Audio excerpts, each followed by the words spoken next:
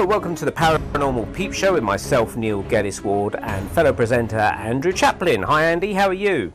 Hello, Neil. Yeah, it's a very humid day at the moment. If you hear a whirring in the background, that'll be my fan. Oh, yeah, it's very hot actually. I know people that are getting fans for, they're buying fans for birthday presents and all sorts of things because it is very humid. And I understand that you're getting a bit of lightning and things where you are at the moment. Yeah, some very direct hits actually, or in the hugely close vicinity. We had a storm just go overhead, and I'm pretty sure that either next door or the power supply quite close by was hit because the internet suddenly went down, and then it kind of like rebooted itself, and then everything came back online again. Oh, well, that's pretty scary. Fortunately, my internet here is fine tonight. Fingers crossed. It's very humid out. No signs of storms at the moment. But where I am on the south coast, the very far end of England, in Weymouth, in Dorset, it's very sunny and hot. There may be storms tonight. Now, across the UK, I feel like I'm doing a weather report. You mentioned that there's storms going off everywhere. Is that right? There are indeed, yeah, and much needed as well. Much needed, yeah. Now, I wonder if it's like that in Scotland, because my daughter lives at the very far north of Scotland in the Orkney Islands, along with my son, but a bit further south in Scotland, in Glasgow, our guest is, and maybe she can tell us how the weather is up there. So I'd like to welcome psychic researcher and author Tricia Robertson to the Paranormal Peep Show. Welcome, Tricia, to our show. Hello, Tricia. Hello, hello. No, the weather is not just as nice here, but we do not have lightning strikes. That's the plus. That's good. And it's the Scottish Robertson, not the English Robinson. Yes. Robertson. Oh, beg your pardon. Beg your pardon. That's me thinking of jam. I got myself in a bit of a jam there. Okay. Well, names aside, we got the name wrong for a start, but I'm sure we can get other things right. So, Tricia, could you tell us a little bit about yourself? I know that your name might be familiar to some listeners of the Paranormal Peep Show and paranormal shows in particular, because you've appeared on a few other paranormal shows like, what was one you mentioned earlier? It was Coast to Coast. That was on the tip of my tongue, I can't remember it. Yeah. So you've done quite a lot, though, haven't you? In the I have done, yes, world? I've done a lot. Don't even ask me to remember the names of them. Okay, well, how did you start off? Maybe we could go right back to the beginnings. What got you interested is a question that I'm always asked anyway. Well, I'm always asked that too, and the boring answer is I don't know. The boring answer is I was a teacher of mathematics and physics, very respectable, etc., etc. I don't have any mediumistic talents myself, but it all started off when everything in my life was absolutely rosy. I did not have any sadness. I just had an intellectual interest in these sort of things, and I actually don't know why. I took a friend into the Glasgow Association of Spiritualists, and we watched the mediums working, etc. And being a kind of OCD kind of person, I thought, how can this happen? How can they do that? So my intellectual interest was stimulated, and from then on, as I say, it's the rest is legend. And then I teamed up. That was about 1983, and in about 1987, I bizarrely, in fact, I'm sure it was devised by those up above, met Professor Archie Roy from Glasgow University. He's a professor of astronomy, and who also has no psychic bones in his body whatsoever. And the two of us, I had been going out in cases with somebody else, and Archie had been doing the same. Anyway, we teamed up together, and eventually we formed the Society for Psychical Research in Scotland, and we formed a group called PRISM, P-R-I-S-M, not prison, in which psychical researchers and spiritualists and anyone to do with spiritualism, we got together and we tried to devise experiments in which we could genuinely test mediums. That's how it all started, and from then on in, Archie and I always feel we're like puppets. There's someone up there has got us on a string, and we work together to produce some very good work, very good published papers on mediums, and I just absolutely love it now, adore it, and that's it. So you've written... Oh, sorry, Andy, go on. I was going to say these tests are quite intriguing because I think the world of the paranormal should kind of open themselves up to tests, not to debunk as such, but to kind of like see what is possible and what is not possible, and hopefully kind of like prove it if there is something there. So what kind of tests went ahead with the papers that you produced? Well, to sound a bit boring for a minute, in science you test a hypothesis. You put up a hypothesis, then you test that hypothesis to destruction. And the hypothesis we were testing was all medium statements are so general they can apply to anyone. That was what we were testing. And after 5 years of study, experimentation, double blind, triple blind, even quadruple blind tests, after 5 years of study and 3 published papers, and using good mediums, and of course that is the bottom line, using mediums that I could trust all over Scotland, the UK, England, all over, and different towns, and the hypothesis was nullified as the odds against chance being 1,000,000 to 1, that the results were against chance. But if we had only taken the results from the very best of mediums in the experimentation, the odds against chance would have been 10 to the minus 12, which is an enormous figure in any scientific test. So all we can say is using good mediums with good experimental techniques, that good mediums can, in fact, give very relevant information to specific sitters. And that has been published now since 2004. There were 3 papers, and it's been very, very well received, except from the odd idiot that has something ridiculous to say about it. So the kind of thing that you're testing, I mean, with skeptics, they want everything in a laboratory and proven and things like that. How do you kind of please the skeptics, or is just no pleasing them? Well, there are 2 kinds of proofs in our world. You get proof as in a scientific laboratory, as in mathematics. 2 and 2 are always going to make 4. Experiments usually turn out the same way if you use the same ingredients. But we also have another proof which is equally as valid, and that is proof as in a court of law, beyond reasonable doubt. Now, when it comes to the work that Archie and I did, it is beyond reasonable doubt because it was done in a mathematical, totally mathematical, very boring way. It would bore you to tears if I told you about it. But that was done in a scientific and mathematical manner. But with other things in the paranormal, you can only judge it beyond reasonable doubt, as in a court of law. And remember, people used to be killed through verdicts in a court of law beyond reasonable doubt. So it's just as valid in many cases as doing experiments in a sterile laboratory. And quite often you used to find anyway, in universities, they would use students as subject matter. Now, students, to be honest, they're far too young. They're green behind the ears. You're not getting the variety of people of all ages and all experience. So some of their experimentation is really not valid either.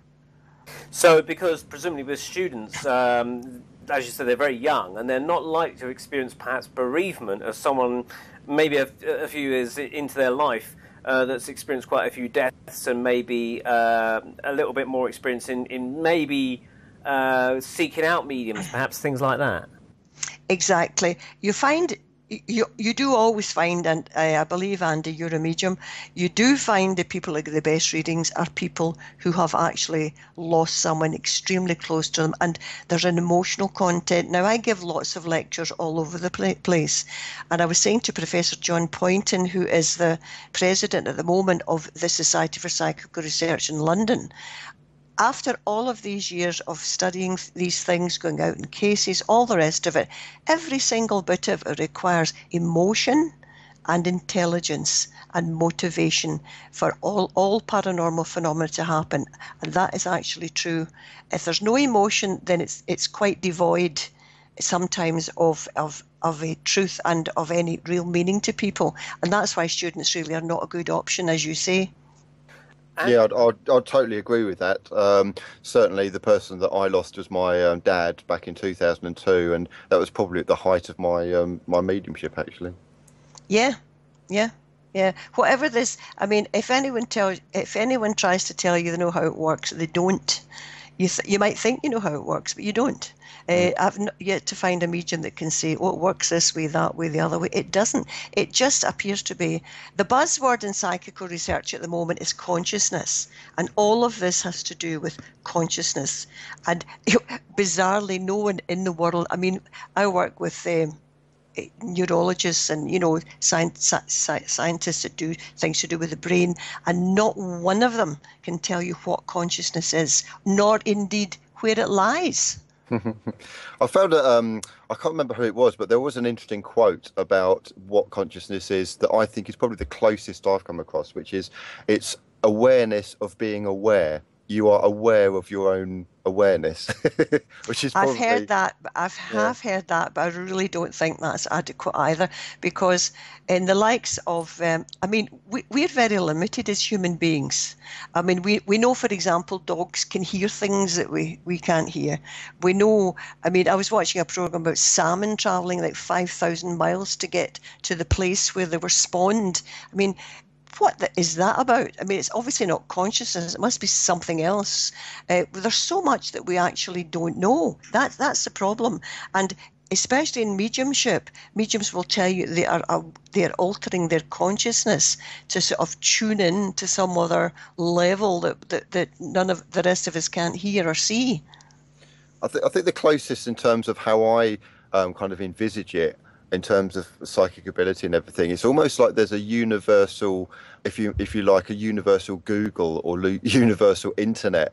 And when you're tapping into something, say you're trying to tune into a person or a place or a period in history, it's almost like you're tapping in, let's say, Ethel Smith. So you type in Ethel Smith into the psychic Google, press search, and then you're downloaded information to do with Ethel Smith. That's kind of like how I view it. And you don't quite know what Google is doing or how it's doing it. You just know that it is doing it. Well, there's two things in what you've just said there. I think there's absolutely no doubt that there is what the Eastern people call an Akashic record, which is what you're talking about. It's like a library, an internet, a mesh of everyone who's ever lived. There's a record somewhere in this of everything that people have done before they died. But contrariwise, if you're actually speaking to a recently deceased spirit or someone that's been dead for a few years, it doesn't matter how long they're dead, they still know what's going on in your life now. So it's not so much tapping into the library. That person can still see what's going on in the people they care about's life. They know things that have happened after they've died, and that's the ones that interest me. And kind of the what sort of evidence have you had, or what astounding kind of readings have you had, Tricia, that really knocked your socks off?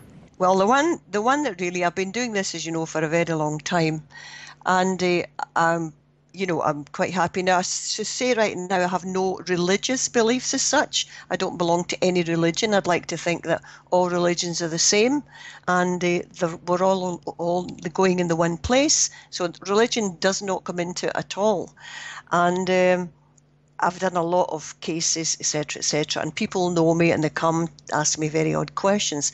Well, it was a few years ago now, this lady came to me, I didn't know her, and she said, I'd like to talk to you. My daughter has been murdered, and the police are not making any headway with it at all. Now, I knew immediately she wanted me to try and get a reading with a medium for her, but I felt it was too close. It was 3 months after she was murdered, and I thought, no, that's too raw. And on the spur of the moment, although I say I'm not mediumistic, I'm not, but sometimes you do get a wee nudge. And I suddenly said to her, well, if you can bring me something in a sealed envelope that belongs to your daughter, I will take it to several mediums and I'll see what I can do. That's all you can say. So she duly did that, and she brought me this A4 brown envelope, which you can only describe as bumpy on the inside. I mean, you could tell it wasn't a ring, it wasn't a watch, it was just bumpy. So I duly went to one or two mediums who said one or two things about it. Nothing obviously relevant. Now, you have to realise I don't know this woman, I don't know her daughter, I don't know anything about it at all. Nothing. Seemingly, that had been a bit in a local paper somewhere else. It wasn't quite in Glasgow, it was outside. I'm actually just outside Glasgow myself. So I went to a medium I know pretty well. I went into the medium's house. The medium was sitting with a laptop in one hand and a cigarette in the other, sitting at a large table. And I threw the envelope down in front of the medium and I said, can you tell me if you get anything from that? That was all I said. The medium looked at me and said, do I have to? And I went, yeah. So the medium put the hand on the envelope, and immediately the eyes opened and stared at me and said, "I've got a girl here with medium-length brown hair. She's telling me she was murdered." And from then on, the medium, I'm taking notes of all of this, the medium made, off the top of my head, made 27 specific statements. And this is where I have issue with mediums, Andy. There must be specific statements, the likes of, she's telling me that she misses her 3 cats. She's telling me, and it was like a 3-way conversation, she's telling me that she's got, and it was in the present tense, she's telling me she has 2 tattoos above her left breast in the shape of 2 hearts that are intertwined, and named the colours in them. She has another tattoo on the back of her left arm in the shape of a rose, and gave the colours of that as well. And I had, she's telling me my mum was the first, no, my boyfriend was the first one to know I was dead, and he phoned my mum. So that's the quality of information I got out for 29 pieces of information. She also said she was murdered by 2 men. I was given an address in Glasgow, and she also said she's telling me she was in prison. She was in Contonville prison when she was young. Well, I'm listening to all this and thinking, bloody hell, this is either true or it's not true. It's not something you can make up. But I never said a word. Writing all this down. She's also telling me she had termination of a pregnancy when she was young. And as I say, 29 pieces of information. Now, I duly then, oh yes, the other thing was she's saying, my mum has moved my photograph from the top of the mantelpiece in the fireplace to the top of the television today. She's telling me that. So, fine. So 2 days later, I make an appointment to go to the mother's house where I'd never been before. As soon as I walked in, I saw a photograph of a girl on top of the television. And I walked in and I said, "Oh, is that your daughter?" And she said, "Yes, I just moved her photograph there 2 days ago." So that was the beginning. So I never said a word. I said, "Now I'm going to read out statements made by mediums, and I just want you to say if they're right or if they're wrong. There's nothing in between. They have to be absolutely correct." Now, here we come to the psychical researcher's dilemma. I did not tell her she was murdered by 2 men. I did not tell her that all her injuries were at her back. They strangled her from the back.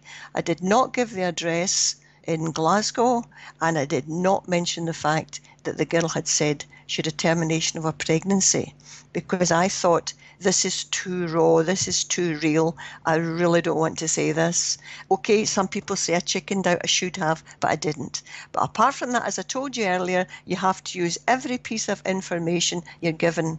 So I read out 22 of the 29 pieces of information, and every single one of them was correct. She lived one up to the right in the place where she lived. She lived in a cul-de-sac.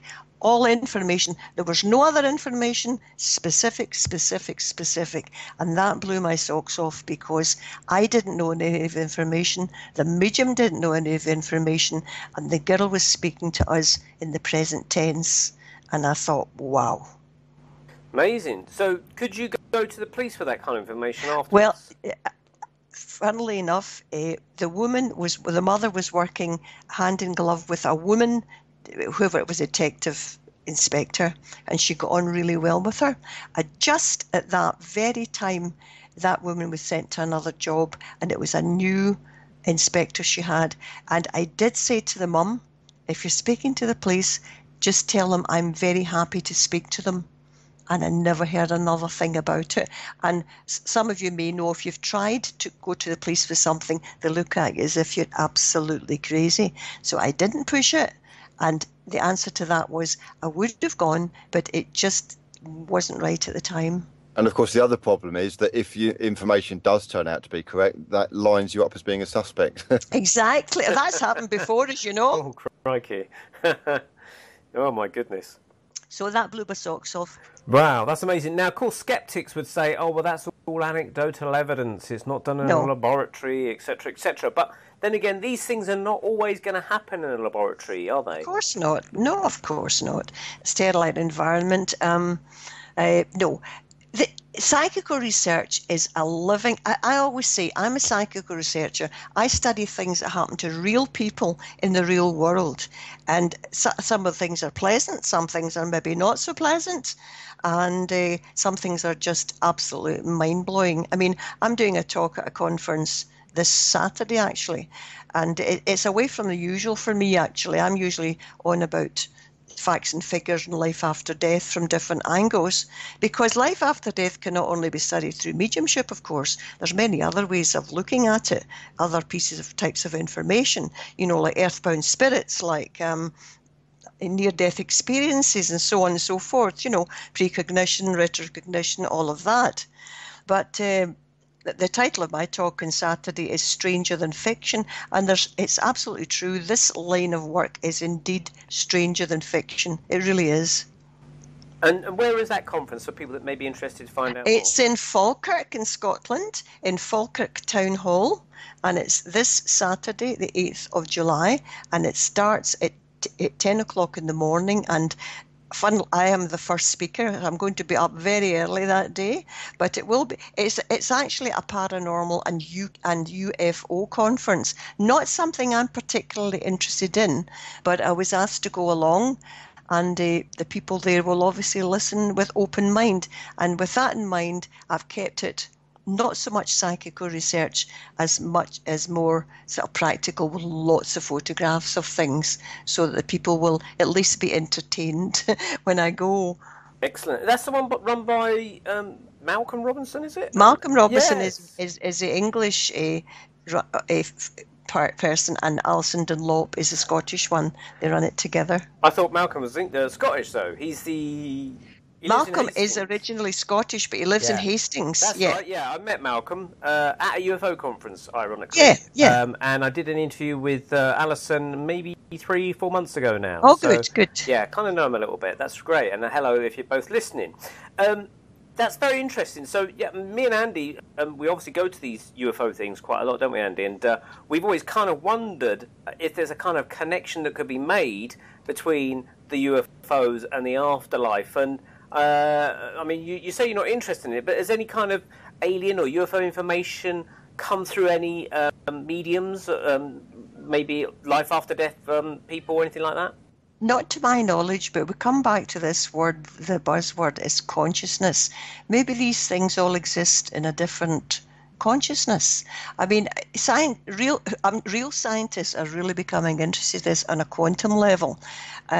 Professor Bernard Carr is a quantum physicist in London. He's one of the ex-presidents of the Society for Psychical Research. And Bernard gives a very erudite talk about quantum physics. And in quantum physics, things live in what they call different branes, branes. And he illustrates it like bubbles. If you can imagine big bubbles. And sometimes these bubbles overlap each other, and you can actually see what's in this other brain. We really don't know much about ourselves at all, consciousness, or what else is around us. But I have no input into actual UFOs. It's not that I'm not interested. I've just got so many other things to study. It's not something I've looked at myself, whereas Malcolm and company have. Yeah, I mean, Andy, you got some theories, haven't you, about UFOs and life after death? Yeah, there was quite an interesting interview that I heard. Now, the problem is I listen to so many interviews and so many people talking on the subjects on the internet, I lose track of who said what. But interestingly, this was brought up, and somebody was doing a mediumship session, and they asked the spirits what they think of the aliens, and are the aliens and ETs connected to the paranormal? And the spirit said, we don't know what you're talking about. But the weird thing is that the spirit stuff for this particular person started kicking off as they were having ET experiences as well. But it's almost like the spirit world wasn't quite aware of the UFO world going on. But it's really strange. But some kind of door was open, some kind of portal was open, where both dimensions, if you like, kind of Yeah. interacted with this particular person. The ET dimension was interacting with this person, and the spirit dimension was interacting, but the spirit dimension wasn't aware of the ET dimension. That kind of makes sense. It kind of ties in with the quantum physics brain, BRANE, like a big bubble where they touch, like, and just for a moment you just get a sense of what's happening in that other. Well, I don't want to say parallel universe because that's not right either. Probably domain. Dimensions is as good a word as any, but we really don't have the correct words for it. Yes, but also people think that when you die and go to spirit, you know everything. You don't. And the people that come back to us from the next consciousness of human beings, they don't know everything either. They only know what's round about them. They don't know anything further or anything higher up. That's right. Yeah, I mean, I remember reading this donkeys years ago in a Doris Stokes book back in the 80s. It was kind of my basic grounding, if you like, into this kind of world. Was that's what started me off as well. Actually, yeah, we've all gone on our Janet and John books with Doris and Stokes, but she said something the same sort of thing, that people don't become super wise beings as soon as they pass over, and that's pretty much understandable, because you pass over, especially someone that passes over that has no inkling of this next world that's going to unfold before them once it happens, and they're as bewildered as anybody. But interestingly, the people that have made the best kind of recipients to come back were those that were skeptical. I remember a story being related to me, and I'm sorry it's an anecdotal experience there for the skeptics listening, but I can only say what conversations I've had with people, but they're of interest anyway. This guy that I knew in a psychic circle down in Weymouth here went to a demonstration of something called a Frank's box, I think it was called, a bit like a kind of ghost box that like a radio that receives supposed communications from the afterlife, called a Frank's box, I believe, by the inventor named Frank. And they went to this demonstration where this thing was buzzing away on the rostrum stand, and his mother's name and this guy's name was both called out simultaneously, and so they were ushered up to the front, and they had a conversation with the lady's husband and this guy's father, who was, I believe, he was a prison officer when he was alive, and he said, I never believed you about this world, and here I am, kind of thing. So I disbelieved everything you said. So that kind of almost gives the best evidence in some respects, because they were the doubting Thomases of this life. Absolutely. But I have heard from various people that they always say it's a good idea to kind of have an open mind or a belief in something about the afterlife, because it does make things slightly easier for you when you cross over. You heard anything like that, Tricia? I have indeed. My colleague, Professor Roy, he was a generation older than me, and Archie used to say that we worked really well together, that 2 and 2 made more than 4 in our case, because he had one discipline, I had another, and we used to not argue a lot, but we did argue a lot. And we say, no, I don't think that's right, blah blah blah, and it made it all so much better. But Archie took Alzheimer's, or one of the memory losses anyway, latterly there, and he didn't really know who anybody was, and not long before he died, I popped along to see him in a hospital, and he did not know who I was, and he would say to me, "Who are you? What's your name again?" And every time I spoke to him, Andy might understand this, he was deaf as well, so I would be very close to him, looking sort of in his eyes, and I would say, "My name's Tricia." And although he didn't know who I was, there was something flickered behind his eyes. Anyway, apart from all that, and then he passed in 2012. Gosh, it doesn't seem that length of time. Now, 3 days after he'd actually passed, and nobody knew that he had actually passed, I went along to a local spiritualist church in Mulgai, which is a very small but very nice spiritualist church in Mulgai. And the medium was just an ordinary, we would say, a wee woman in Glasgow.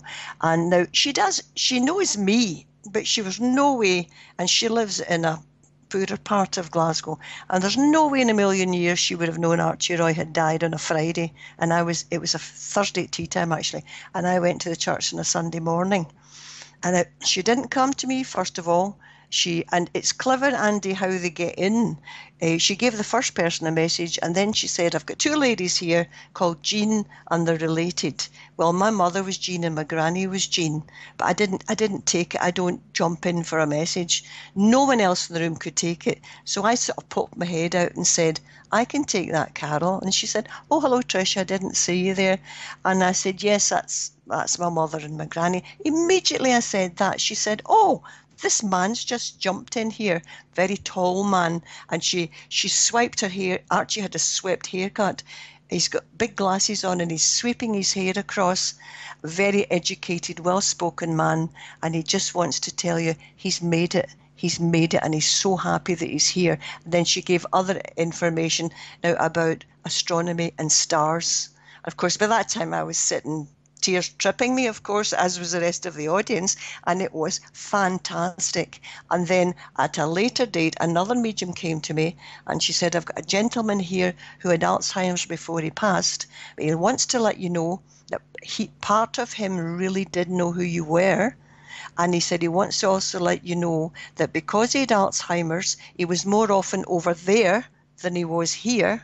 So when it came his time to go, it was just like stepping into another room, and he knew immediately where he was.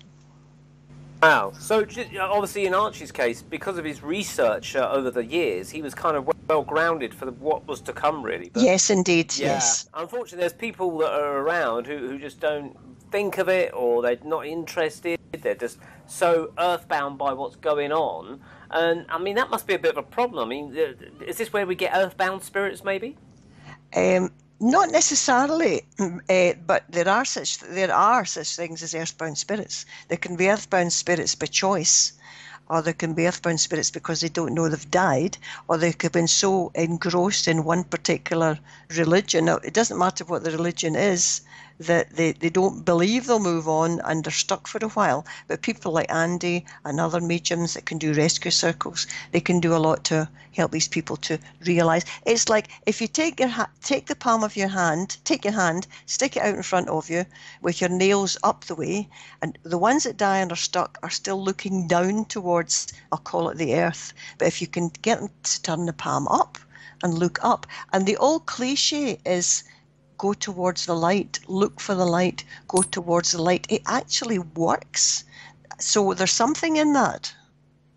Andy, that's interesting. You know something about going towards the light as well, but go on, say what you're going to say. I was just going to say the whole Alzheimer's thing gets even weirder, because I've heard of cases where people have given readings to somebody and they're saying, yes, I can take all that information, but the person is still alive technically. Mm-hmm. It's just that they've got Alzheimer's. So it's almost like the medium is tuning into a conscious soul on the other side of life, but it's still kind of like somebody with Alzheimer's, which is very bizarre. Yes, it's exactly the same thing. It's almost as if it's almost like an out-of-body thing, where they can actually go out of body and communicate through a medium. I've actually heard of this quite a bit, actually. And in fact, when I was on one of the Coast to Coast, they have a phone-in bit, and one of the people said that was going to be my question. You know, did they know when they'd passed over? And Archie knew he was going to get Alzheimer's because his mother had it. And it worried him, and he used to say to me, I worry when I get there that I won't be confused and I'll know where I am. And that was the very first thing he said, I've made it, I'm here. That was important to him. The medium actually wouldn't know that. Not many people would say, I've made it, I'm here, and, you know, with hands up in the air cheering. So, yes, I've heard of that, and it makes perfect sense to me that the consciousness can go out of the body, because the physical brain's no use to you anymore. The physical brain computer's no working. So the consciousness comes out and can communicate through other mediums, yeah. It makes sense to me. Yeah, I mean, there was a guy called Robert Monroe who did out-of-body research in the 70s. You must have heard of him. And for those that don't know, he wrote a book called Journeys Out of the Body, a classic book, about 1971, I think it came out, followed later on by a few other books. But he had kind of accidentally discovered journeys out of the body, literally by doing experiments with sound recordings. And he was, I think he took part in many, many kind of scientific experiments, but people had perceived him out of the body. I think he managed to pinch someone as well and leave a mark on them whilst he's out of the Ooh, body. naughty. But yeah, he had certainly done communication out of the body as well. So, and also I think there's some, the Society of Psychical Research reports that many sightings of ghosts turn out to be phantasms of the living, indeed. There is a phantasms of the living. Yes, you can actually, one of my cases in one of the books is about that, a woman who projected herself to South Africa. So she wanted to see her 2-year-old grandson. And actually that was quite funny. She actually managed to do it. But the family she was visiting, it was her daughter, it was her son's family, and they had moved to South Africa with the children, and they had taken the daughter's father with them, who was a devout Catholic. And when this woman managed to do that, she managed to appear in the room. She could see the older man sitting in a chair reading a paper. And he looked up and he could obviously see her too. And he held up his fingers in a cross and said, "You can't touch me, you devil, go away." And she was so busy laughing, she came back into her body in Scotland again. Did she ever try it again, or did she give up? She did. She did actually. But there's quite a lot to that story. You'd have to read it because it's totally bizarre. It just sounds nutty. But this is a very, very ordinary common or garden working lady, shall we say, who you would not think would even do these things. Now, I don't advise people to try to get a body on their own. If you're going to do it, you should do it under maybe a teacher or someone that actually knows what they're doing, because you don't want to get stuck up there and not get your consciousness back again. Does that actually happen? I mean, do people get stuck out there and they just come... Well, she did the first time she tried it. No, she did. I mean, I think this was probably in the Robert Monroe book. He said the way of just getting back to your body, I think in his book, was you just literally think of your body or something, or think of your toe, and then you go straight back in. Well, she was reading a book about going out of body. I don't remember which one it was. So maybe it was his book that she was reading. But she got stuck. She said she was stuck in this black place with nothing. She was in nothingness. But when she looked down, she could see the Earth as you would see it from a space station. She could see the whole round ball, all the water, all the countries. And she began to get a bit frightened. And then a man came along and she said, "Excuse me, can you tell me where I am?" And he sort of pointed to the Earth, and the minute she looked at the Earth, whoosh, she was back where she was again in her body. It's just bizarre. Wow, that's interesting, because many, many years ago, a friend of mine who's now gone on to the spirit world himself, he was actually experimenting with out-of-body experiences after reading this Robert Monroe book, because I think at the end of the book it actually gave specific instructions of how to get out of your body, but it did come with a warning. It said, once you've learnt these instructions and practiced them, it's like opening a Pandora's box. You can't stop it, and you keep doing it. And he said the first time it happened to him, he shot straight out of his body, and he went up to space, like the lady you just mentioned, was looking down on Earth, and he could see the Earth from space and everything. It sounds fantastic, but he panicked, and he came back straight away. So maybe it depends on the consciousness or the ability of the person about getting stuck, or... I think it's like swimming. Some people are really good at it naturally, and some people aren't. You know, I'd imagine if I tried it, I'd be the worst ever out-of-body experience. Oh, me too. Me too. Have you tried out-of-body things, Andy? No. Oh, sorry, Andy. I don't know about Andy. Put it this way: when I was first into kind of like meditation and starting off in the psychic kind of like development groups and stuff, I wasn't consciously wanting to go out of body, but I was often finding myself kind of like out of body and then coming back in. Now, I used to say to my guide, my spirit guide, "Can you put me back in my body?" Because sometimes I'd be well aware that my soul was sitting up in bed, but my body was lying down, and then I'd feel these kind of fingers pushing my shoulders back into my body, and then once I kind of locked in, I sort of kind of locked into my body and woke up. So there was that, and there was two really interesting lucid dreams that I had, which are different from normal dreams. Lucid dreams is where you kind of completely control it, all aspects of it.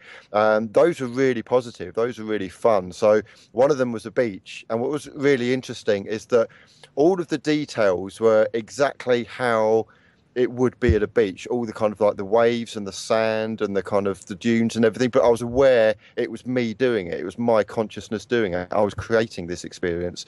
And the other one was kind of like almost like a mansion house with like a really beautiful kind of gardens with kind of blue sky, kind of like a little green maze, like a big red bricked house and everything, gravel drive. And again, I fully realised that I was creating it. It was almost like I was in the construct, like the Matrix, and I could add whatever I wanted to it. So that wasn't so much an out of body experience, but it was kind of a different level of consciousness where I was kind of creating it for myself, if you see what I mean.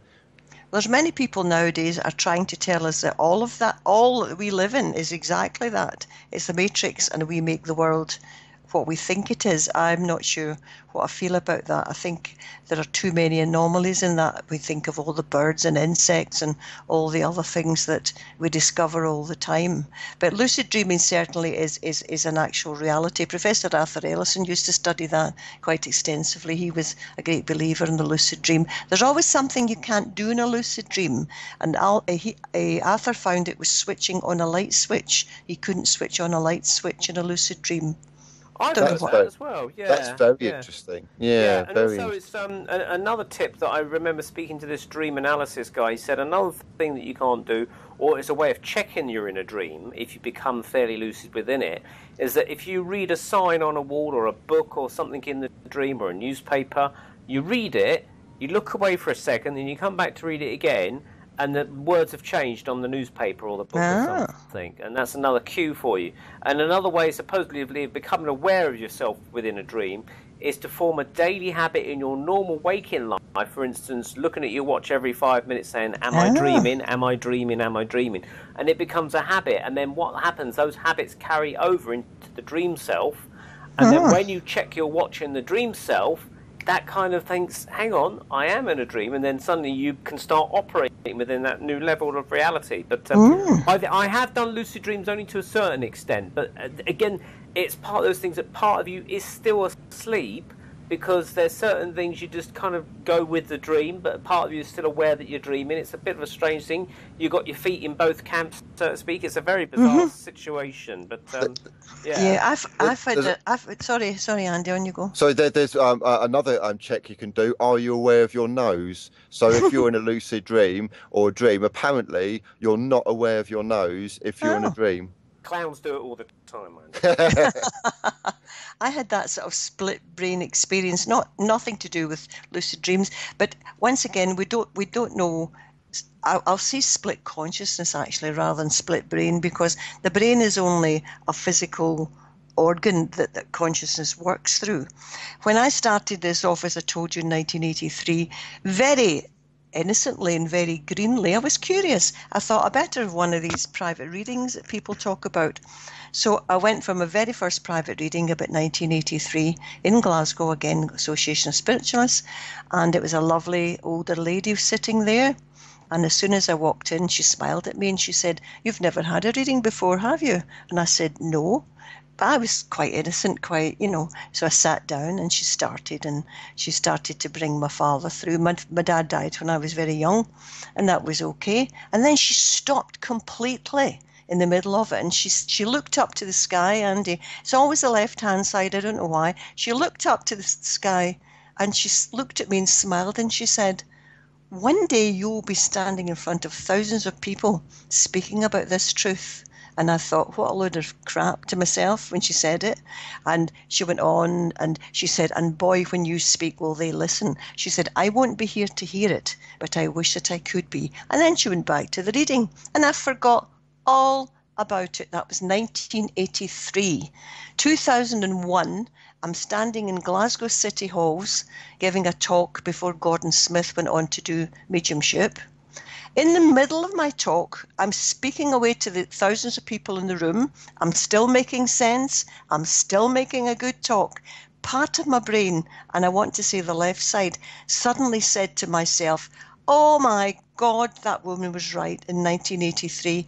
I am speaking to thousands of people, and I'm still speaking to them." So it was like two consciousness in the one body, and that was an eye-opener for me as well. Oh, wow, that's amazing. I mean, it kind of takes you back a little bit when you remember these certain predictions and things like that have come true. And believe me, it wasn't a self-fulfilling prophecy, because I never asked for any of this.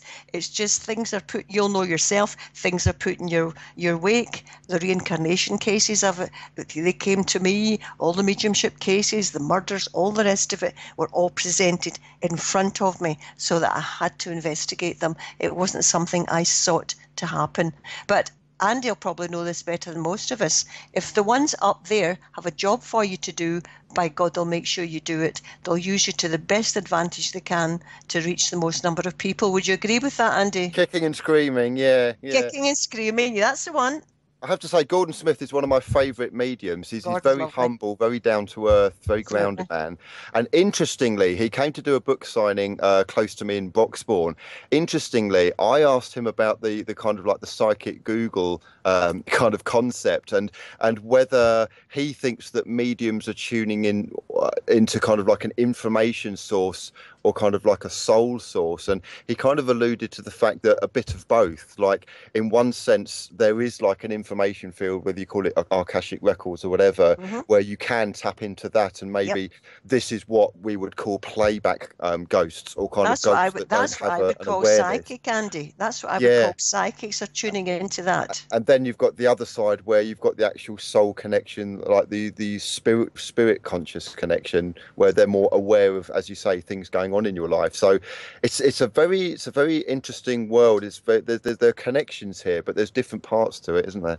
Absolutely, and we don't know half of it. No, Gordon. Some people always try and badmouth you anyway, but Gordon is absolutely 100% genuine, totally honest. I saw him once get up on a platform. This is years ago. He gave 2 messages, and he said, "Do you know, I'm not getting anything else, and I'm going to sit down." And that is the hardest thing for a medium to do, and that's totally honest. Wow. I've seen Gordon Smith a few times, actually, and I met him and chatted to him at a book launch as well. But the first time I saw him, I'd seen him on TV, and I thought, yeah, I really want to go and check this guy out. So he was going to do something at the London Temple, or Inner Temple, I think it was called. Is it not London Spiritualist Mission? That's it. I think you're right. Yeah, I'm confusing places. And I went there by myself, because none of the people that I wanted to go with could make it. So I just went there by myself. And I remember sitting at the front, hopefully in hope of getting a message, but I never did. But I remember him giving a message to this Indian lady. You know, as far as I could see, it was just white people in the audience. But I saw this Indian lady sitting at the front, and Gordon was giving this great message to this lady saying, "Oh, I've got your mother here with me." And she's saying, you know, she's now gone back to the age that she was when she was a young lady before she got married. And she was talking about that. And then she said, "Oh, she's telling me about your brother." And she's saying... your mother's saying that your brother's a nice man, but not to let him wrap you around his finger, because he's quite a manipulative sort of chap. So, you know, she was quite adamant, don't let your brother wrap you around his little finger, and you know, and you stand your own ground on things like that. And she's going, oh yes, oh yes, oh yes. And then Gordon's face suddenly dropped in shock and horror, and he put his hand up to his mouth and gulped. He says, "Oh my goodness, I've just been told your brother is here in the audience, and he's over," and he looked across to the far end of the corner of the room, over there, and he pointed out this Indian guy that was hidden far away in the corner of the room that no one could see, and it was this lady's brother. And he put up his hand and he said, "Yep, that's me, guy, I'm over here," sort of thing.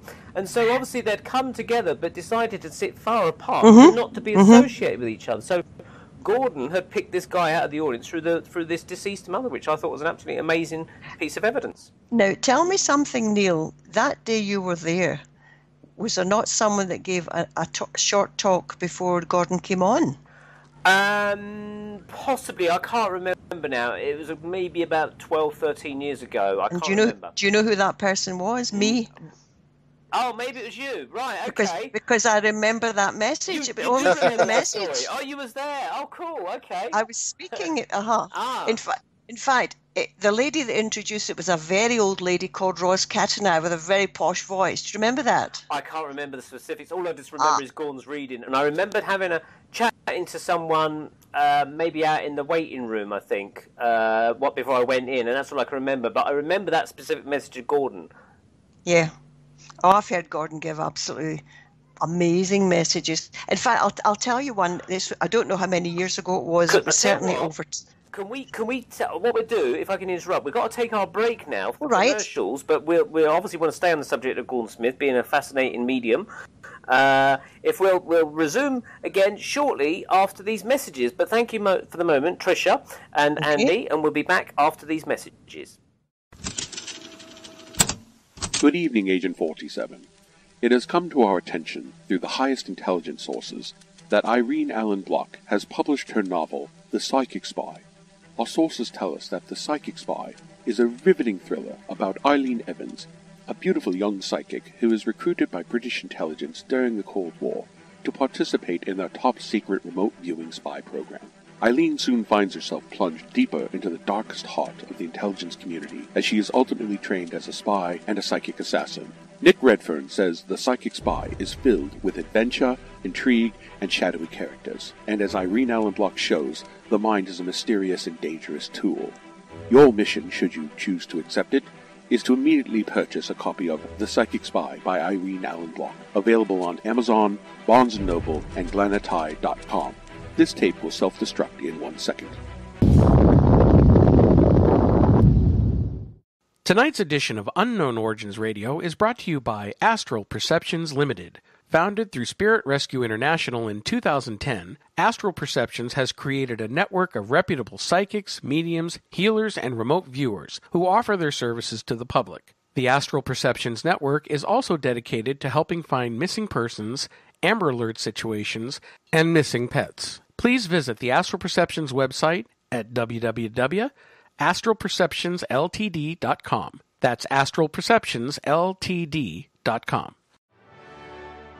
Hello, this is Lord Lewis Smythe, formerly of the House of Lords, and you're listening to the Paranormal UK Radio Network. Oh, sorry about that.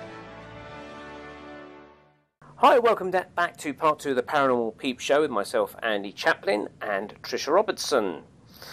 Welcome back, everybody. Hello. Thank you. Hello. Now, Tricia, just before we went on the break there, we was talking about Gordon Smith, the medium Gordon Smith, that you've worked with and you know very well now. Yep. You was going to tell us a little bit of a story when we had to stop you. So if you can carry on with that, I'm interested to find out more. Yeah, that was one of these sort of showstoppers as well. It must have been 10. It's hard to remember 9, 10, 11, 12 years ago. I was certainly in another church called Berkeley Street Church. Gordon was a medium. And I was sitting quite near the back of the church, and he was obviously very good, didn't remember much about the rest of it. And then he came to a woman at the back. He said, "I'm coming to the back of the hall." And he said, "I've got a gentleman here." And he described the gentleman. He said he's got an Alsatian dog, and he's like a security guard walking around, wire fencing and things like that. And he lives now he gave the name of the area he lived in. I can't remember, but I'll just make it up and say Shettleston just for the sake of an area. He gave a specific area. I have a gentleman here, he described him, the dog, the security guard. He lives in Shettleston, or it might have been Hamilton. And he said, and he just wants to make contact with you. And the woman said, "I know that man, but he's not dead." And Gordon went, "Oh, well, I'm really sorry about that. I'm not really sure why they're referring to that." So blah, blah, blah. The service finished, fine, everybody home. But 2 days later, I got a call from another friend that was at the meeting. He said, "Trish, you're not going to believe this." He said, that man that Gordon gave to the girl, he died that night. He was actually just died on the floor the night that Gordon brought the message to the girl in the church. That was amazing. Wow. Now that kind of is interesting for the fact that he was dead literally at the time of the reading. Yep. But you'd wonder, how can the person who's just passed the spirit world suddenly think, "Oh, I'll go to Gordon Smith and pass a message through to this lady I know"? Do you think that's another part of the consciousness of the dead person that's doing that? Like a beacon or something, yeah? Well, I've no idea. As I say, I could only say it happened. I didn't say I could explain it, but that is actually what happened. No, I've heard of people coming back immediately. I believe from reading accounts that during the Second World War, people would be in their houses and they would see someone coming up the garden path in their army uniform, and then they would go to open the door, the person wasn't there, and 9 times out of 10 that person had just been killed on the battlefield the time they saw. It's called a crisis apparition when they see that, and that's a very common phenomenon actually. Yeah, I've heard of that, and it typically happens around the time of death, and it's almost this of an unconscious portion of the personality that survived the transition sends out like a calling card or something, in so to speak, to members of their family to let them know that they're crossing over. It doesn't always happen to everyone. Well, no, it doesn't. But maybe it's just that, say, take you and your wife, for example. Just if something's happened to you, you know you're dying, but your whole emotion wants to draw you towards your wife or whoever, and in that emotion, it seems to be able to manifest a materialization for them. It happens. It happens. That's all I can tell you. And then sometimes, obviously, people maybe adjust after they pass the spirit world and then come back either through a medium or through some other form, like maybe poltergeist activity. Andy's had poltergeist experience. You called your house Poltergeist Central, didn't you, Andy? For a while? Yeah, I mean, this was basically after my dad passed away. I mean, it was kind of it was positive stuff. It was not negative stuff, but there was certainly loads of things that were kicking off, and it became quite funny actually. But then once we got the message, it kind of like dissipated again, and I think that's just how it goes. That's so typical, Andy. Although I'm not a medium, a lot of people want me to go out and to tell me their paranormal stories in their houses. And 9 times out of 10, it's just, I always say to them, somebody's probably passed over and they just want to let you know they're okay. And once you recognise that it is them and they're okay, 9 times out of 10 they will go. They just want to let you know that they're absolutely okay. And this is where we get the bad definition of the word poltergeist. Everyone thinks poltergeist, that's bad. It's not. It's poltergeist activity, but most of it's caused by people just trying to get your attention. Now, of course, people can get your attention for the wrong reasons as well. And there are some, you don't pass over and become a saint, and you just might want to come back and annoy people after you've actually passed. But as you say, most of poltergeist is the activity, it's movement of objects, or there's one in one of my books where it was a family that they had an upstairs and downstairs in the house, and it was a teenage daughter they had up the stair. One night they heard blaring music coming from her CD. This is before all the iPhones. And they ran up and she was sound asleep and the music was blaring. They never thought anything about it. They just switched it off and that was fine. And then another night they heard the music again, blaring in the middle of the night. They got up. She was sound asleep. The music was absolutely blaring, and they noticed it wasn't even plugged in at the wall. Then they realised that the CD that was playing was a CD they didn't even have in the house, and it was actually Elvis Presley singing The Wonder of You. And they were terrified by this because people always think, oh, it's something demonic, it's something awful, it's coming to the house. But no, that wasn't the case. So I went along. What we do in psychical research is we go along first of all, and we take the statements, we find out what's going on. Then if we feel we need to take a medium at a later date, we take a medium at a later date because they can do the sensitivity bit. So anyway, we take the story. It's like a police investigation, and so you ask them all the usual questions. Has anybody died recently? And they said no. And then it turned out that the man was a Rangers supporter. That's a Glasgow football team, and one of his best friends was a Celtic supporter, and he died somewhere down in England. But they never thought to tell me that because they don't realise the distance doesn't actually matter. And the Celtic supporter chap had said, jokingly, he said, when I die, I'm going to come back and haunt you. And then anyway, it was all worked out, and it was the Celtic supporter chap was coming back just to say, I'm here and I'm absolutely fine. And once they recognised that, all of the phenomena stopped again. People just want to be recognised. Yeah, literally. Wow. Revenge of the Dead. Yeah. Now, obviously, being the amount of time that you've done this kind of research, there's always the accusations that is open for frauds and things like that. Now, I suppose your experience has given you a kind of a bit of a keen eye and ear to look out for people that do cold reading or fraudulent mediumship? I mean, what sort of things for people that are kind of getting into this or researchers should be aware of? Any kind of tips you can pass on to people? Well, that's a very, very broad question. I wouldn't actually know where to start, what you mean by that. You mean someone that's wanting to start out as a researcher, researching these sort of things? Well, maybe, for instance, if I was a novice and I wanted to go for a reading with someone... you do that, yeah. Yeah, and I think, I mean, a lot of skeptics, for example, they kind of confuse psychic and mediumship in a lot of their terminology, which shows they're not even on the first page of their research, and yet they're automatically telling us what's happening, and yet they don't even get their terminology right. What would you kind of advice do you give to a person that wants to go for a reading, how to find a really good medium, I suppose? Well, I always say to people, don't go for the person that charges the most money. Get a recommendation from somebody else that has been to a medium and had a very good result. In America, one of my, his colleague Mark Ireland, he's written a book called Soul Shift. His son died in 2004 and he didn't believe any of this. But since then, we've become friends, and he's written 2 books, and I've done a foreword to his book.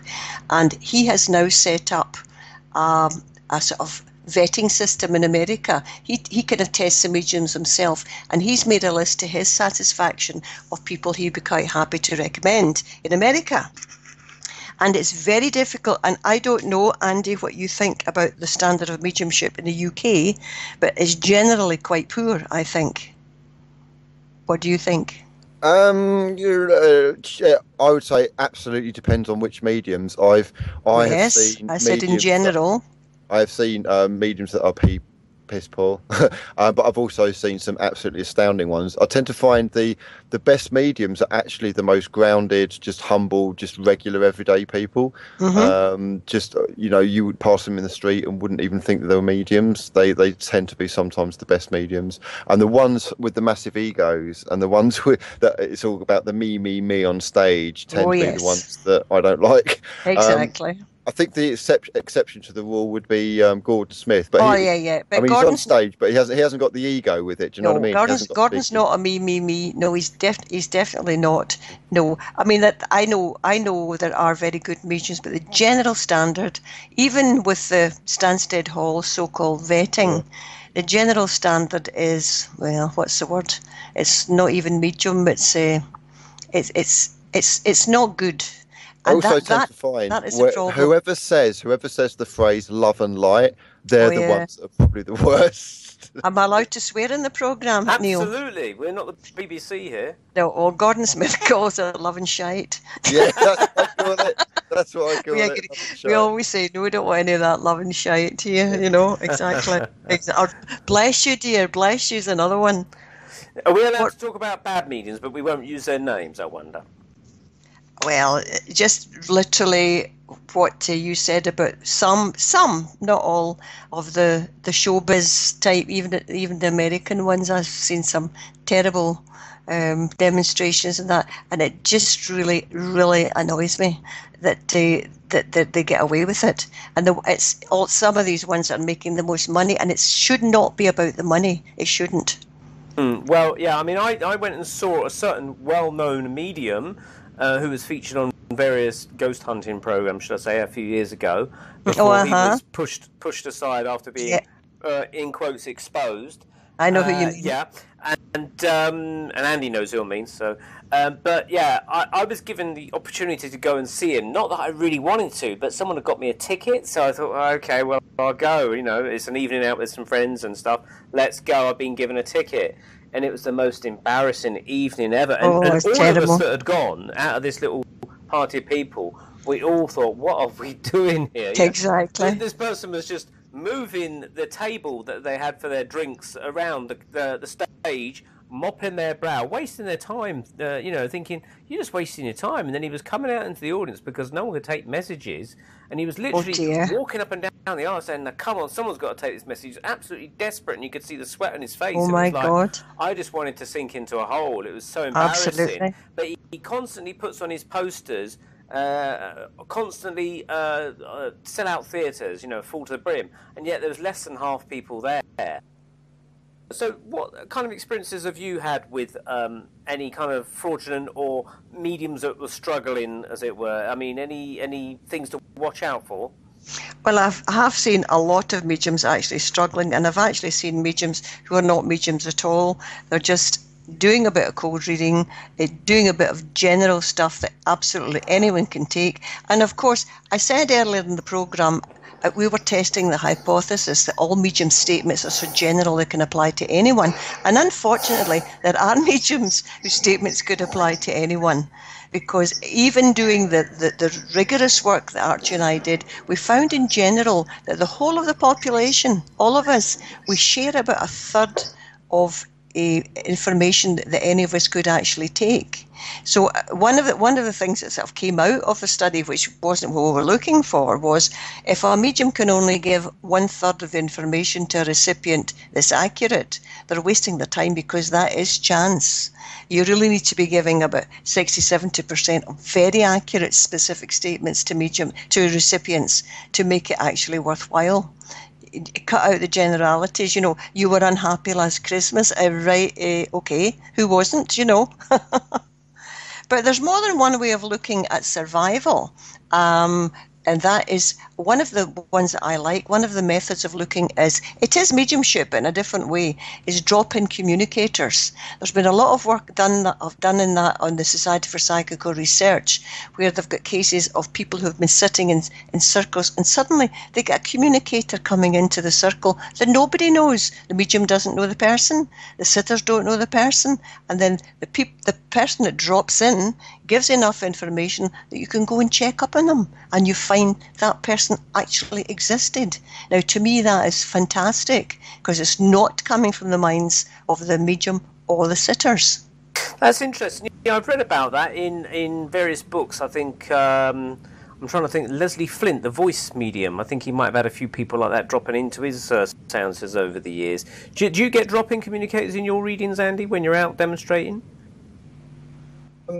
Yeah, I basically sometimes I will be doing a reading and they don't often tell me, Spirit don't often tell me when they've moved to the next person. So I'll be going in, I'll be linking with somebody, and they can take the information and they can take the spirit who I'm connected with, and then suddenly the information will go awry, and I'm thinking, this is a bit strange, but somebody will pipe up kind of like a couple of seats back or something. Yeah, actually, I can take that bit.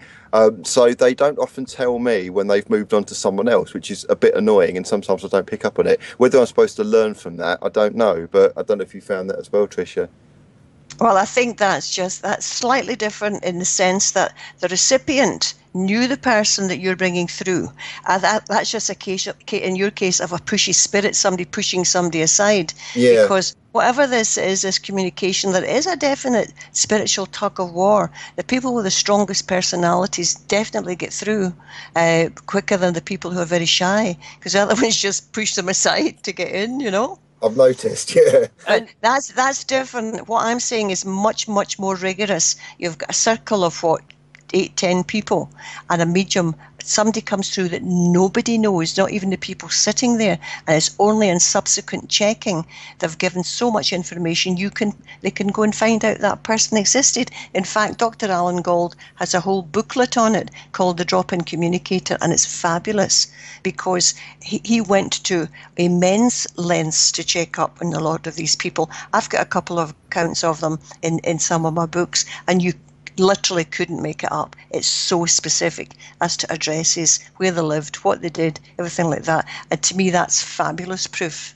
I see what you mean. Yeah, I have had that on rare occasions.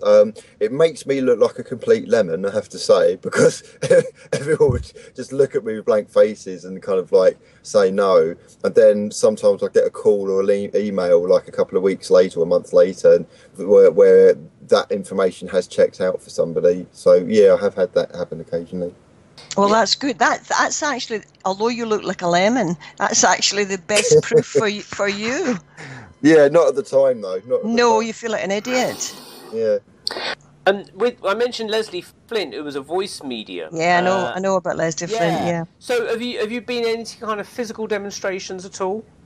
Nothing that I would say was credible. No, I unfortunately came into this too late to be in the likes of Leslie Flint. But going back to the London Spiritual Mission that you were at with this lovely Ros Catanaich, she was a merchant banker and she was terribly, terribly polite, and she did not take any prisoners. Ros, as I say, was a merchant banker. Her son died when he was 19, and she sat in many, many Leslie Flint circles, and she was totally convinced it was her son that was speaking to her, as were, there is a Leslie Flint Foundation, I think. You can actually go online and find some of the tapes, etc., and I would have loved to have seen that. I have been to a few so-called physical circles, but shall we say the jury is out on that? Yeah, I have to agree. I mean, I've actually been to about 2 or 3 physical demonstrations, whether it's transfiguration, where supposedly a face of a spirit appears over the face of the medium.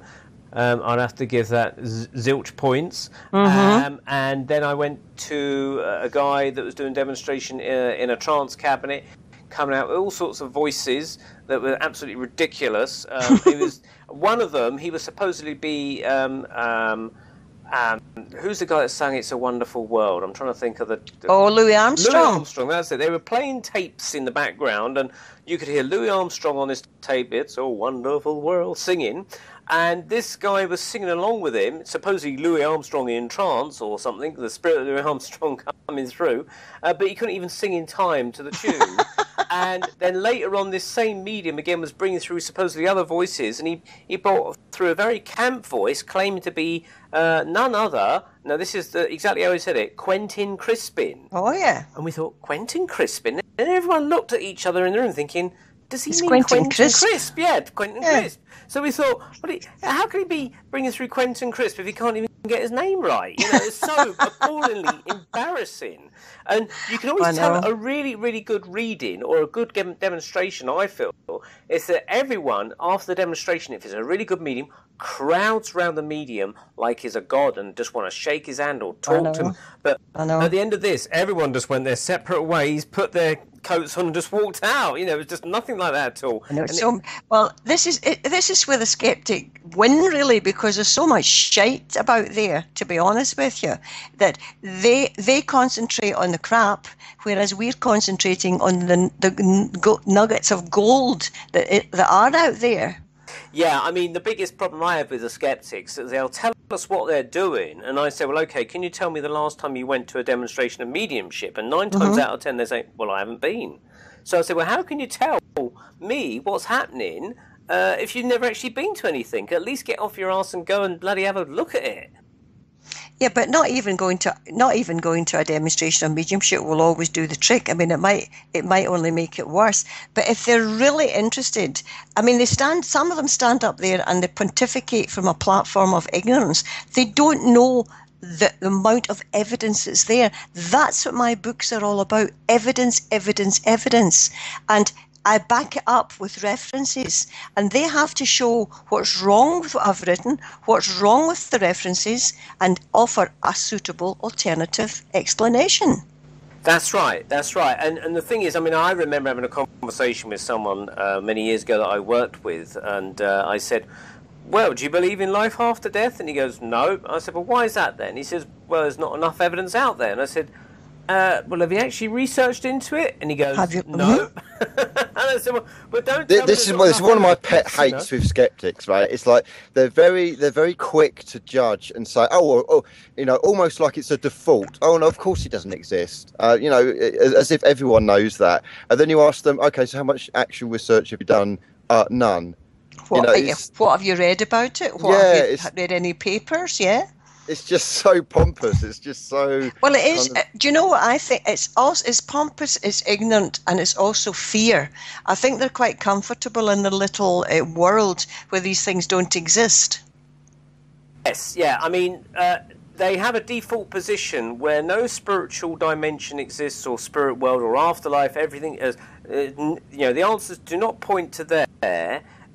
It's got to be everything but that. They can't even accept the possibility that something might exist. It's got to be some other thing than that. And that's where they're shooting themselves in the foot, I think. Well, they don't actually. They're not that honest, to be honest. And I can say something that actually happened to me, so I can use an actual name. I'm quite often asked to speak to the Society for Psychical Research in London. I've also been their guest speaker, after dinner speaker, and many other people are asked to do that too. I was at a talk, and it was Chris French that was speaking. He was giving the talk, the invited talk. Mm-hmm. And I was listening to him speaking, and he was speaking very well. And then suddenly, it was like a what? He suddenly said, now listen to this carefully, he suddenly said, and as for astrologists and mediums, and then he carried on, and I went, what? Astrologists and mediums in the one short phrase. And I thought, I'll get him afterwards. So I got him afterwards in the foyer, and I said, he knows me well. And I said, Chris, can I just take you up on one point? I said, why did you put astrologers and mediums in the one short phrase? Oh, well, they're just the same thing. I said, excuse me, they are certainly not. They're completely different. And he kind of put his nose up and said, oh, well, and walked away. I thought, what an ignorant bastard. And actually, there's something else that I have to raise to do with Chris French, which is absolutely hilarious. I don't know if you know the comedy show called Shirley Ghostman with a comedian called Mark Wooten. No. What it is, this Mark Wooten dresses up as this very camp, very kind of like... there's a famous medium who he kind of takes off, and he talks in a very kind of like camp voice like this, and he's portrays himself as a psychic medium. So what he'll do, he will book church halls, and the audience will come along thinking it's a real evening of clairvoyance, but he will start channeling the spirit of Lady Di and Colonel Sanders of KFC and all that kind of thing. Now, one of the things he did in his show is he brought along Chris French. He brought along Chris French and ripped the absolute piss out of him. Now, the interesting thing is, Chris French was getting wound up in a way where he was taking it seriously. He thought that this Shirley Ghostman was a real medium, a stupid kind of like silly, eccentric, crazy medium. But he was taken in with it, because if he wasn't taken in with it, he would say, "Oh, this is just a silly show. You're just a dressed up person. This isn't a real. This is a prank. I know this is a prank." And he would have cut it short. But no, he was saying, like Shirley Ghostman was saying, "I know that you've got a cat called Fizz," and he said, "Well, I've just told you that," and he's getting all wound up. Now, the thing is, you would think that a psychologist would know when they are being pranked by a prankster. He did not suss it. So, if you can't suss when he's being pranked, then... Exactly. No, they take themselves a bit seriously. Another way of looking at survival, which is completely different again, and I'm sure you'll know about it, is really good forms of spiritual healing, where a deceased personality comes in and helps a person heal another person, such as George Chapman. I take it you all know George Chapman? No, I have to admit I don't. Sorry about that. I don't. Excuse me. A glass of water. Well, it's time you did, boys, learn about George Chapman. George Chapman was an English fireman who discovered in later life that he seemed to be able to heal animals, and then gradually he realised he could heal people as well. Now, there's chapter and verse in one of these books, I can't remember which one, and it gives you literally chapter and verse. Now, he would be entranced by allegedly the spirit of a Mr. Lang, a consultant ophthalmologist from... It's in the book, something in Middlesex Hospital. Now, Mr. Lang was a consultant ophthalmologist, and when Chapman, who's a fireman, would take patients in with eye problems, this Mr. Lang would work with his eyes shut. He would operate on the spirit body, just above the physical body, and the proof of the pudding's in the eating.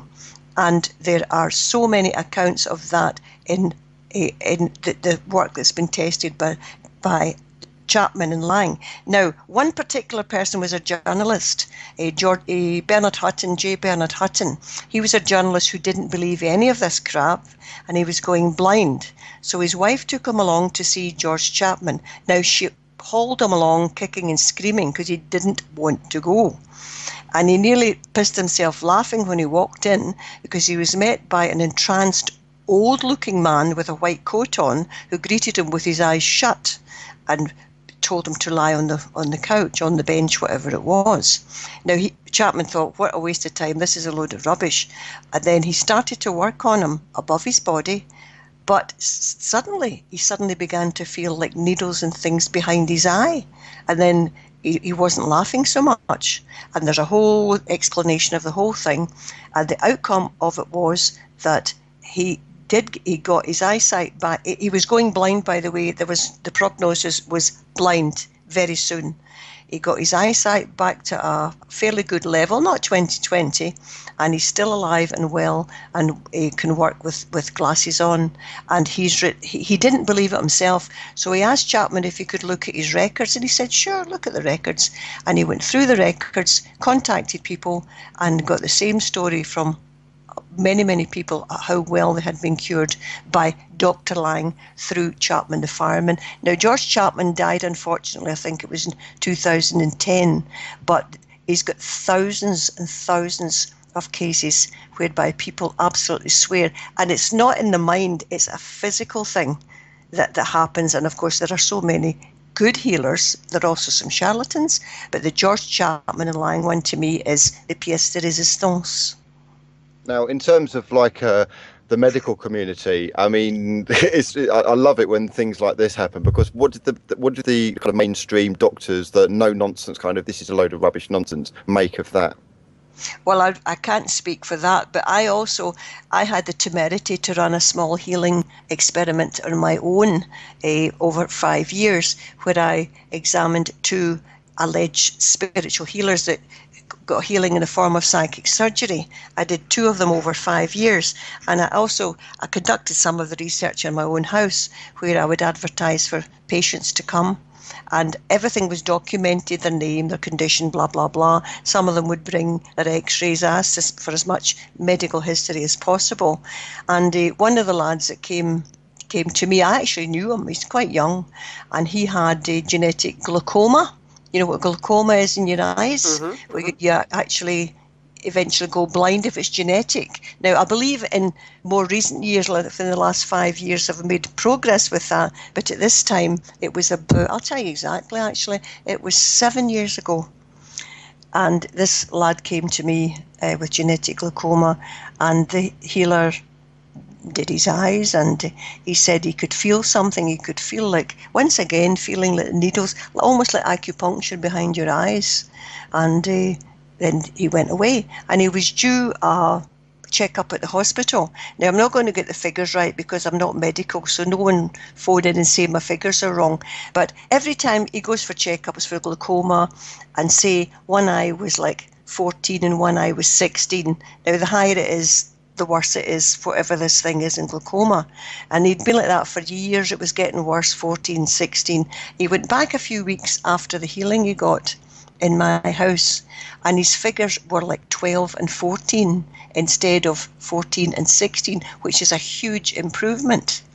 And he went back again the next 6 months, and it had maintained at 12 and 14, better than it was before. It hadn't got any worse, and it was better than it was before. Now, he did eventually tell the doctor what had happened, and the doctor said, oh, it's just coincidence.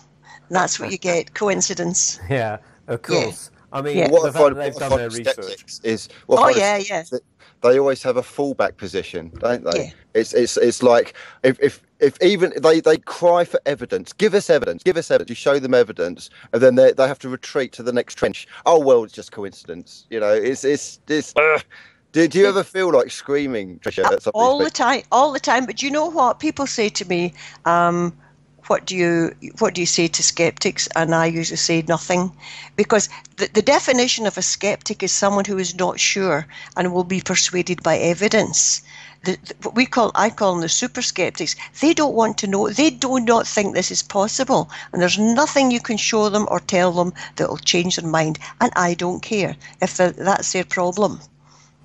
Yeah, I mean, that's it. Their minds are made up. I mean, quoting a guy called Stanton Friedman, who is the kind of a UFO researcher, but he has a similar problem with people on the UFO front, you know. And he says, "Don't tell me the facts. My mind is made up." That's the kind of thing he gets from the UFO field. I've actually got that in one of the quotes in my book. I think it was not one of, I can't remember. I thought it was one of the Marx brothers that said that, but it doesn't matter. But that's it. It's that sort of thing. The actual quote is, "Don't confuse me with facts. My mind is made up." Yeah. Yeah, it's very true. Yeah. I mean, but really, you should read this book by J. Bernard Hutton. It's called Healing Hands. Now, there are many books called Healing Hands, but it has to be by the initial J, Bernard Hutton, and it's fabulous. I will look out for it. I'm sure our listeners can do that as well. They're not easy to come by, but you might get one on the internet. I've got 2 copies, and you're not getting one. They're great. Absolutely super. So you're not going to offer them as prizes then in the quiz? No. Oh, okay. No. I'm keeping them. They're mine. My books are like babies. I love them all. Yeah.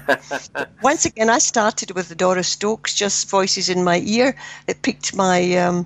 One of the things I always remember about the first Doris Stokes book, or maybe the second one, was talking about healing. When her husband was very ill, she was kneeling by his bedside praying, and she said something like, "Dear God, please help me with healing for this man." And do you remember? And a blue light came in the window, surrounded the husband, and then after a time the blue light went out again, and then he immediately opened his eyes and sat up, and she said to Spirit, "Why did you not do that before?" And you know what the answer was, Andy?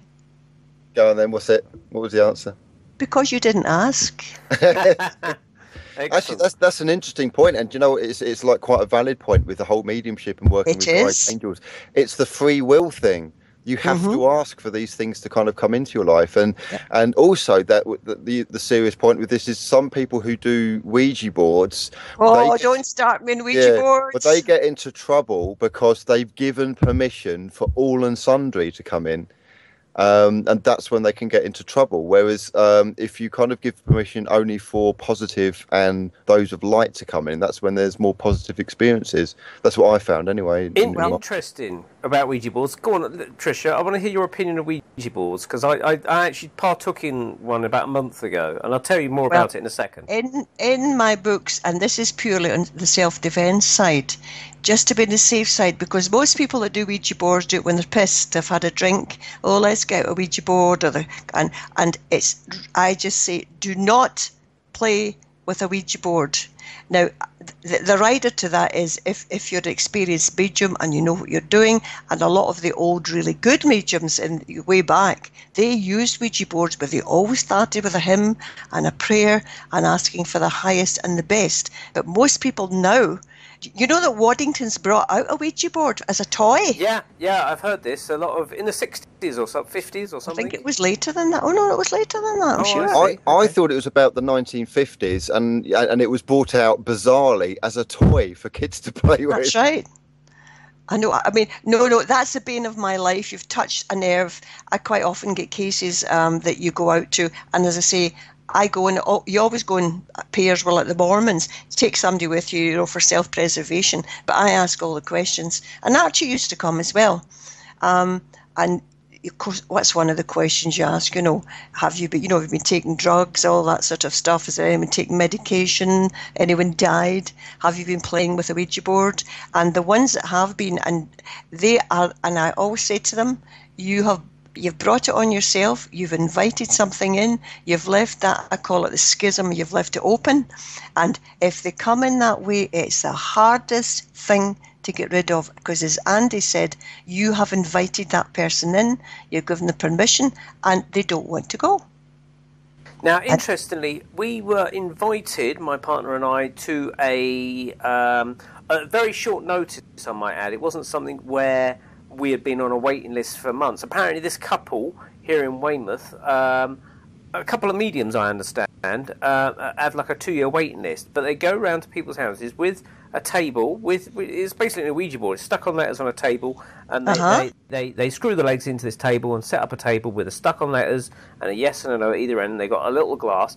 Now, we was invited about a month ago, a very short notice, only a few hours short notice, because they had a cancellation apparently, and someone had put their name forward to say, well, we'll take their place, and we were called in as extra bums on seats, basically, so we had gone along. And we kind of took. They actually did all this prayer stuff. They did all the prayers and did something out in the hallway, like a little protection ritual or something. I wasn't akin to view that, but I'm assuming that's what they did. But certainly they read out a prayer before each session. So it was done with a certain degree of responsibility, and all we got through was absolutely what I would call the highest qualification of evidence, really accurate evidence. My mum came through, who passed away last year, and it was a case of that. She came through. I asked her questions like, for instance, what was the name of the road that she lived in, and she gave the road. What's the name of her husband? My father. She gave his name. What's the name of my brother, born in 1968? She correctly gave that name. But it wasn't like my subconscious, as some people might suggest, because she was actually voicing opinions and saying things even before I got to ask questions. For instance, I assumed it was my grandfather that might have met her when she had passed over. The reason I say that is that my own brother, who's kind of psychic, smelt the tobacco smoke of my grandfather for about 3 weeks in the house that my mum lived at before she passed over. Now, we weren't expecting her to pass at all. We knew nothing about it. It was quite a shock. So we assumed it was a kind of message from the spirit world to say, in hindsight, that we thought, my grandfather, he'd come through with his typical brand of cigarettes as a kind of sign to say that something's going to happen, but we didn't pick up on the clues. So I assumed that my grandfather must have collected her when she had passed over. But in fact, when I said at the Ouija board session, have you met Grandma and Granddad, sort of thing, she goes, yes, I have. In fact, my mum came and met me. And I said, that made me sit up with surprise, because I assumed it was my grandfather. So I'm taking that it wasn't my subconscious. But she said other things about my partner and I and things like that, little personal jokes about flowers and things like that we had had in life. Again, things that are kind of amazing that no one else would know. And again, a skeptic, I would challenge a skeptic to say, well, okay, you ask questions that they could look up. But these people have only had a few hours' notice that we were coming, and they didn't even know our names. Well, they wouldn't even know that information anyway that you're talking about. That's absolutely right. But also, they wouldn't even know what question I was going to be asking for the answers to come through, you see. So I knew that it wasn't them giving the answers. And this glass was whizzing around so quick. And obviously, if they were trying to spell so quickly upside down, from their point of view, some of the letters were upside down. They'd have to be really good to do that, but obviously they didn't even know the answers anyway. So, I agree with you. It has to be done with a sense of responsibility. But I did feel it was almost like as if I was sitting next to my mum and she was texting us messages through, because it had her mannerisms, it had the way she would have texted, it had the way of speaking and things like that. It was so accurate, you see. So, but excellent. I do agree. It has to have it's not one of those things to be done by the common guy on the street or lady on the street. It's got to be done by responsible. Exactly. Exactly. Yeah. Now, talking about evidence, I know we're getting short of time. In any body of evidence, no matter if it's UFOs, drop-in communicators, mediumship, near-death experiences, people throughout the world have the same experiences. They don't know each other. Okay, you do get some nutters and you do get some people that are fanciful, but in general, if you sift it all out, there is that golden nugget and lots of evidence there to show that when you die, you don't. Your consciousness survives. No doubt about it. Now, Gordon Smith's mentor, the one that brought him on, was a man called Albert Best. I don't know if any of you know Albert Best. I recall reading about him in the books, yeah. That's right. Well, Albert was Irish, but he lived in Glasgow, but he never lost his Irish accent. A very, very humble man, never took any money, was quite poor, still never took any money, and Albert was the most amazing medium. And the lady we're talking about, Ros Katana, down in Kensington, Ros thought the world of him as a medium. Now, you'd never have put these two people together, because Albert could hardly find his way across a road, and Ros was terribly posh, as I said before, but Ros Katana was telling me amazing things that happened in the house when Albert was in the house very, very quickly. Her son died at 19, as I told you. They were sitting in the lounge one night having a whiskey or something, and Ross said to him, "You've got that silly look on your face. What is it?" He said, "Nothing." "Oh, yes, it is. You've got that silly look on your face." He said, "Well, I'm being told if you go to that," it was like a sideboard, "if you go to that drawer over there, there's something in there that belongs to David, that's the son." And she said, "No, not at all. Nothing in there belonging to David." He said, "Yes, there is. There's an envelope in there and there's writing in pencil and it's to do with David. Not at all. He said, well, go and have a look. So she took everything out the drawer, couldn't find anything. He said, look again. And she looked inside something else, and there was an envelope with a pencil writing to do with David. And she didn't even know it was there, and yet Albert picked up on it. Wow. So, again, that is not like cold reading, that is determined reading, isn't it? Yeah. Absolutely no. Listen, I don't bother about the skeptics now. The people, I'll be honest with you, Archie Roy and I used to give lectures at Glasgow University together. For years we did it. Archie died in 2012, and I thought, I have got all these lectures, I've got all the experience of both of us. This information is too good to keep to myself. I have to write it down. And that was why I started to write the first book. And as I was doing the book, I was thinking of a title, and I thought, well, what's this book all about? And I said, well, it's really about things you can do when you're dead. And I used that as a running title, Things You Can Do When You're Dead, and everybody loved it. So it came out as Things You Can Do When You're Dead. And the second book came out as More Things You Can Do When You're Dead. I like that. Well, why change it? And where will your research now go, Tricia? Are you heading in any particular direction? Not at the minute, but I've been given Andy will know this. I keep getting whispers from above when, if I'm in a church, they want me to write a book 3, and I'm fighting against it, but they want me to write a book 3. At the moment, Andy, you might be the same. I don't set out to do anything. I wait to see what the universe presents itself that they want me to do. If they want me to do something, I'm still giving lectures. I'm supposed to be writing this third book, which will be slightly different, I think. But as long as I live and breathe, I will be doing something. But the most important thing is the books are written for the man in the street. And there's loads of references I give where they can go and read more information about specific things. And to me, that's what it's all about. And you'll know yourselves with a website. People that have read it come on, America, Canada, wherever, and they'll love it because it gives them that nugget. I'll tell you something. We give them that nugget of hope that they're going to see that lost child, the mum, dad again. Skeptics don't do that. They destroy any hope that anyone's got for the future. They could make somebody totally depressed, actually. And I think that's why we all do such a good job. Excellent. Okay, Andy, any last thoughts or words before we shut the show? To do with that last statement, I'd say, when's the last time you met a happy skeptic, really? That's true. Absolutely. They all tend to be pretty serious or somber, or just no sense of humour, just a bit down, or even the ones that smile, it sometimes can be a bit of a false smile. Yeah, you know something. You're absolutely right, Andy. Yeah. Well, Tricia, it's been lovely talking to you. Thank you very much for coming on the Paranormal Peep show this evening. Now, we did mention earlier that you were doing a conference this coming Saturday, but we realised, of course, that by the time the show goes out, the conference is been and gone. But I presume that people can catch up with the events that you might be attending via your website or blog or something? Yeah, website or Facebook's the best place for that, yeah. Okay, and what's your website for those that might want to know more?